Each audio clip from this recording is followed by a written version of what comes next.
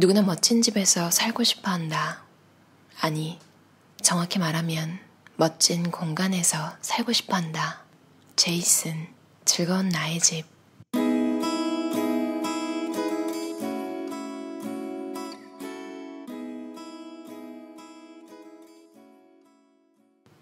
나를 설레게 하는 소울플레이스는 언제나 집이었다.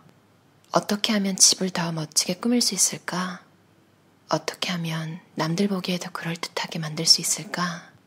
집이 나의 소울플레이스인 진짜 이유는 내가 가장 나다워지는, 내가 가장 편안한 공간이기 때문 아닐까? 공간은 사람을 담는다.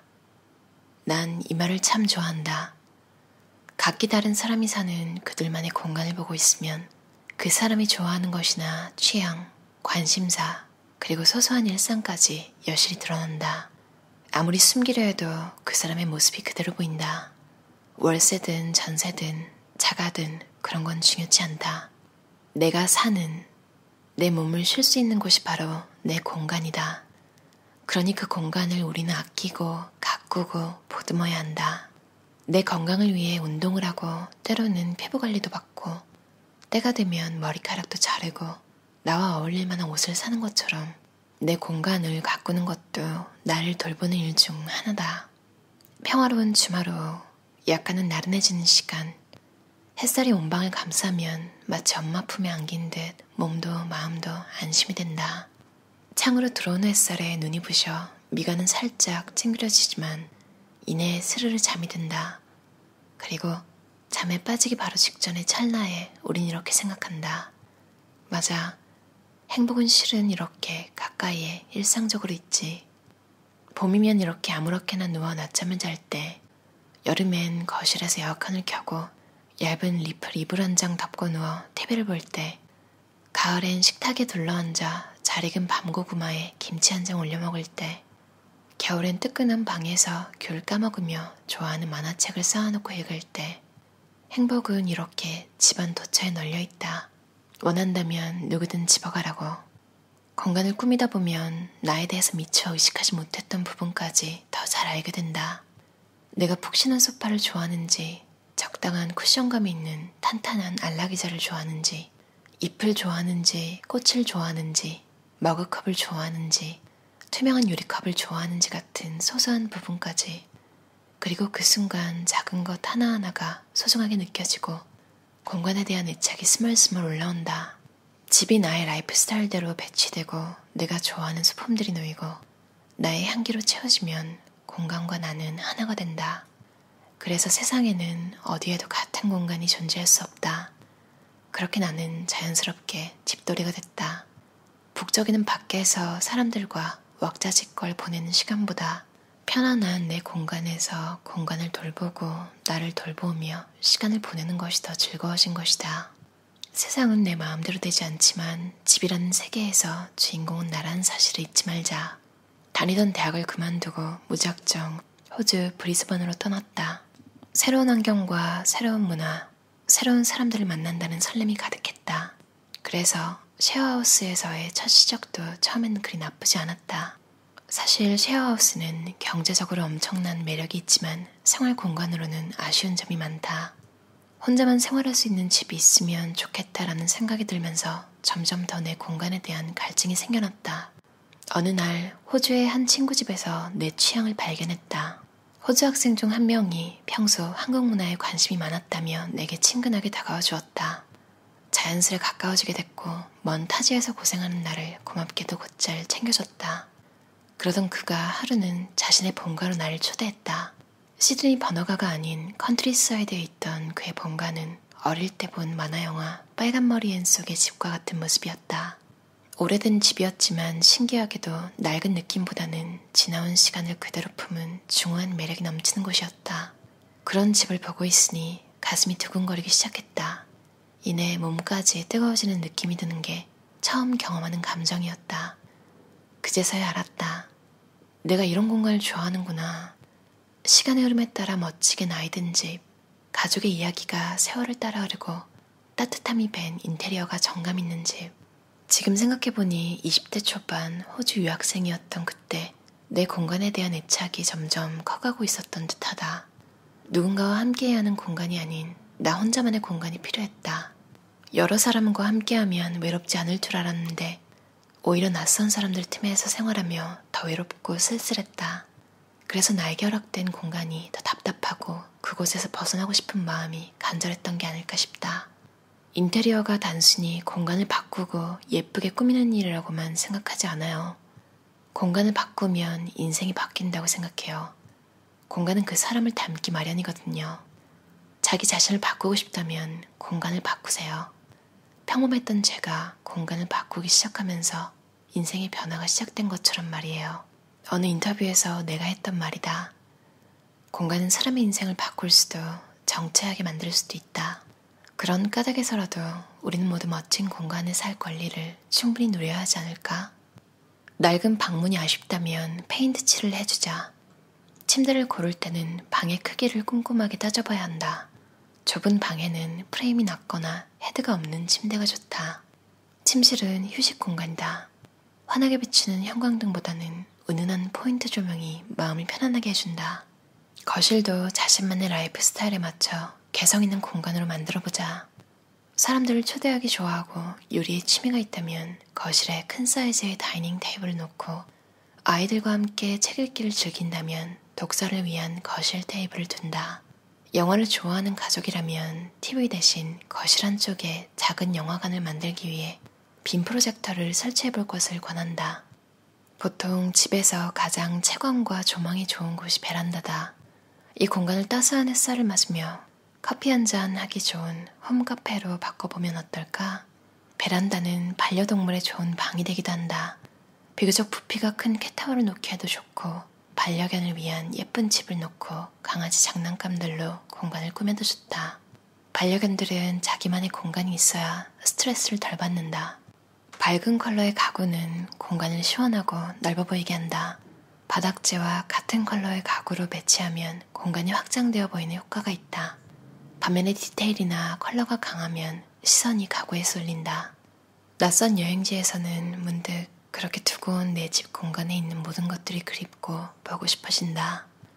그러고 보면 익숙한 공간은 결국 나이고 내가 그 공간이 된 듯한 느낌이다. 내 몸의 일부처럼 편안해진 안락의자, 습관처럼 찾는 내가 가장 좋아하는 머그잔, 어둠 속에서 불을 켜지 않고도 찾아낼 수 있는 전등 스위치, 그리고 평화로운 내 방 공기의 향까지. 세계 여행자는 나의 여러 직업 중 하나다.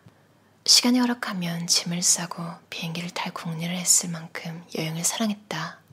아니, 지금도 사랑한다. 수많은 나라와 도시를 다녔다. 사람들은 낯선 나라에 가면 두렵거나 외롭지 않느냐고 묻곤 한다. 물론 여행하는 내내 즐겁기만 할까? 가끔은 두렵거나 외로워지기도 한다. 특히 나처럼 혼자 여행하기를 좋아하는 사람들이라면 더더욱 문득 외로워지는 순간을 경험했을 것이다. 새로운 공간을 만나는 설렘도 좋지만 이미 나 자신이 되어버린 나의 공간을 잘 가꾸고 관리하는 것도 중요한 일이 아닐까 생각해본다. 누구는 전세나 월세를 살면 내 집도 아닌데 왜 꾸며야 하느냐고 당장 1년 혹은 2년 후에는 떠나야 할 수도 있는데 왜 시간과 돈을 들이냐고 한다. 하지만 나는 생각이 다르다. 내가 사는 동안은 내 집이고 내 공간이다. 어떤 집이든 집에 들어가면 특유의 향이 난다. 그 향은 인공적인 것이 아닌 그곳에 사는 사람의 향이다. 자신이 사는 공간을 그냥 스치는 곳으로만 취급해서는 안 되는 이유도 바로 그 때문이다. 독립해 살기 시작하면서 월세집이니 대충 하고 살자 라고 생각했던 적은 한 번도 없었다. 인테리어는 나에게 재미있는 놀이다. 그 재미있는 놀이 덕에 내가 사는 공간은 늘 새로웠고 화려하진 않지만 근사했다. 나는 공간을 채우는 것만 인테리어라고 생각하지 않는다. 어떻게 변화시킬지 모르겠다면 몇 년을 쓰지 않은 채 쌓아두고 처박아두었던 물건들을 꺼내보자. 먼지가 쌓인 채 언제 산 건지 누가 선물을 준 건지도 기억이 가물가물하다면 과감히 휴지통으로 꼬린 그렇게 하나둘 정리를 하고 비워가는 게 답이다. 그리고 비운 다음 내가 정말 아끼는 물건, 오래되었지만 항상 곁에 두고 싶은 것들의 자리를 제대로 찾아주면 된다. 화려하고 비싼 소품들로 꾸미지 않아도 된다. 뭔가 허전하다고? 비어있는 게 오히려 더 공간을 돋보이게 할 수도 있다. 그래도 뭔가 놓고 싶다면 화분 하나쯤은 갖다 놓아도 된다. 그게 더 당신의 공간답다. 취향 찾기는 아주 간단하다. 자신이 좋아하는 것들을 적어보면 된다. 그러다 보면 공통으로 모이는 것들이 있다. 그게 자신이 좋아하는 취향이다. 인테리어나 취향을 모르겠다면 옷이나 신발을 먼저 보아도 좋다. 최소한 자신이 좋아하는 컬러는 발견할 수 있을 것이다. 과도하게 꾸며야겠다는 욕심이 아니라 내 몸에 맞는 옷을 입은 듯 편안하고 자연스러운 마음으로 찾는 것이다. 장소가 달라지면 나쁜 쪽이든 좋은 쪽이든 사람도 달라진다. 깨끗이 청소하고 정리하고 쓸데없는 건 버리고 좋아하는 것들로만 채워보자. 집에 있는 것만으로도 평온해지고 더 좋은 사람이 되고 싶은 마음이 들 수 있도록. 어떠셨나요? 제이슨 즐거운 나의 집. 제이슨 씨가 쓴 책이고요. 백도씨 출판사에서 나왔어요. 2019년 10월에 나온 책이에요. 저는 잘 몰랐거든요. 제이슨 씨가 이렇게 센스 있는 사람인 줄. 그러니까 TV 프로그램 이런 걸 잘 안 찾아봐서 자세히 본 적은 없는데 제이슨과 홍현희 씨 부부 평판이 되게 좋은 거는 약간 기사 같은 걸로 봤어요. 근데 진짜 이 책 한 권에서 제이슨 씨가 어떻게 자라왔는지 가족 관계부터 이분의 가치관 그리고 홍현희 씨랑 어떻게 만났는지 그리고 프로포즈는 또 어떻게 했는지 이런 것도 다 나와 있는데 되게 재밌어요. 그러니까 제이슨 씨 에세이예요. 어떤 사람이냐면 되게 하고 싶은 건 하고 하기 싫은 건 딱 안 하는 스타일인 것 같아요. 성공하는 사람들이 약간 이렇잖아요. 되게 단호하잖아요. 뭐 질질 끌고 이런 게 없이 아니면 바로 아니래요. 그래서 연애도 항상 2, 3개월 이렇게밖에 안 하고 왜냐면 아니라고 느끼면 바로 딱 잘랐대요. 그리고 혼자 시간을 보내는 걸 되게 잘 하시는 분 같아요. 혼자 여행을 많이 다니고 브리즈번에 있으셨다니까 괜히 신기하고 그래요. 그리고 되게 이국적인 문화? 그러니까 어릴 때 약간 접했던 장면들 있잖아요. 뭐 딱히 어릴 때의 필요는 없는 것 같아요. 지금 보는 것들도 나중에는 그렇게 느껴질 테니까요. 눈에 확 들어오고 되게 신기한 기분을 전해주는 그런 순간들이 있는 것 같아요. 한국에서 살 때는 전혀 접하지 못했던 저 같은 경우에는 홍차에 우유를 넣어 마시는 그런 걸 생각 못했거든요. 그러니까 밀크티 같이 아예 정말 진하게 맛있고 달고 막 이런 건 어릴 때 좋아했는데 아일랜드에 있을 때 아일랜드 사람들이 아침에 베리스라는 브랜드 차가 있어요. 그냥 홍차인데 블랙티에다가 우유를 진짜 조금 살짝 설탕 없이 넣어서 마시더라고요. 그래서 저도 가끔 그렇게 마시면 아일랜드 생각이 나요.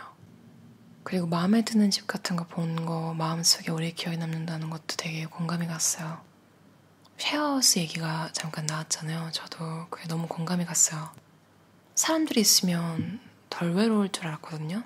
근데 그러니까 낯선 사람들, 그러니까 나랑 안 맞는 사람들이랑 굳이 진짜 24시간 같이 있는 거잖아요. 한 집 안에 방에 따로 있더라도 운 좋게 맡기가 힘든 것 같아요. 저도 쉐어하우스에 참 많이 살았는데 딱 한 번 마음에 든 적은 정말 그 친구들과 가족같이 지내는 느낌이 든 건 아일랜드에서 딱 한 번 그게 다인 것 같아요.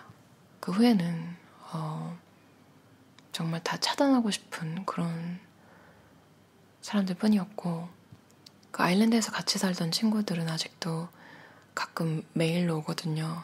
우리가 살던 집이 그 집주인이 보수공사를 해서 다시 내놓은 그런 매물 같은 거 발견되면 서로 공유하고 참 잘 풀리면 이렇게 길게 인연이 될 수도 있는데 대부분은 다시 보고 싶지 않은 아니면 그냥 아무런 이미지가 남지 않는 정말 그냥 스쳐 지나가는 사람들로 남는 것 같아요.